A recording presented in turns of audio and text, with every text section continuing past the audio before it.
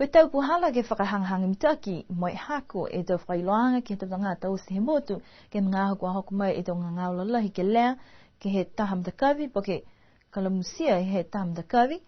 whakapiritania koe pandemic, kua liliu a lau tōru, kua lango e ngahua nei kiai,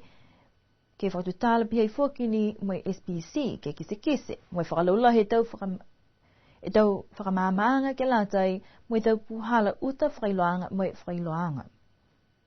Pehe e taha ofisanga hua he whai malulu seno ko Manila no Sa, ko mita ke tau whakatutalanga, moi whakako ke whalumena kua nākai hokosia ke tausi he whalu a mga aho. Pe tālanga pungi ne pep he te punai ke lātai o me tau whikau, tunga tau whikau ka whakailoat hila taong niwe, sipieni ke TV, sipieni tau whikau ka pe tuhi te tuhi, moi ki tau whonu, e tu tek mang, ke mai ki te tangata ki loa, kai ke kua whai le kua, po ka whai ngangau, kai kua tupu whakau whai ke he mutu tuturu. So koe pihia e pepa nene whai tālanga muturu, ke whakahu ke pepa lohi he mutu, hangau ke amamuna kiang he tu ngangau ki tu mahi mua. Koe ngā whalo tau e te pulanga ke whalaulahi ka hai e te whakamamang he pepa nei, koe ngā koe tuku atu ki lata, koe pihia ka e mena ia koe lata ke liu hiki tau kupu kua whakaonga, po hiki tau puhala kua matuta ke whai malolo sena mai whai whakapuloa, po lo tolu ni ne mai ke puhala pihia e te whailoanga. Ko e ono whakalahi e muturu, ke mai ke takolong, he tanga te mutu, ka iloa mai maama, e te whakailoanga, ngangau ki tu ngangau, kai ke kua tupu whangangau loi te inai ki tu mahi mua, si mua tu ke hiki fu muturu tu puhala ke mai ke takolong, he tanga te iloa ai, he te whakailoanga, mua te tuha takiang ke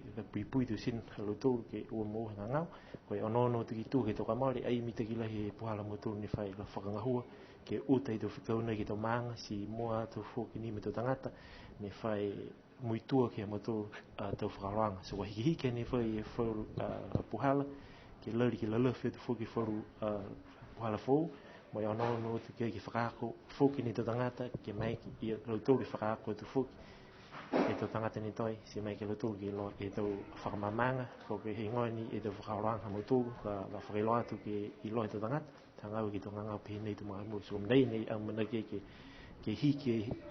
e tau pohala nei si tu mahi mua kai ki liu tau ngangau pihi nei ki tu. Pehe whoka ia ko e tau whailoanga kua lata ke hako mo e mahino ke lata mo i tau tangata osi.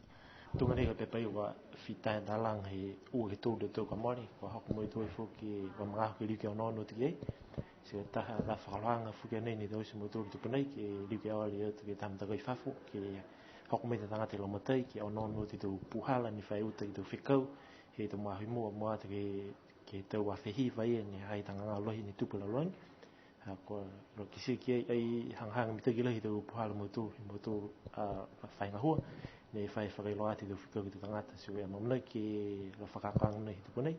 ke mai ke kisia e whauru puhala whou, ke liu ke ono tu tu ahoi mua, ke mai ke muturi whakaong e tu puhala nei, ke whakahoko tu whikau, ke lata e mutu tangata mutu. Koe taha peapa ni ko tālanga ke lata i muni we, koe NIPP, poke Niue Influenza Pandemic Preparedness and Response Plan, ne whahikianga whoki ke tau wā whiwhitu, kua liliu kisikisi ki ai.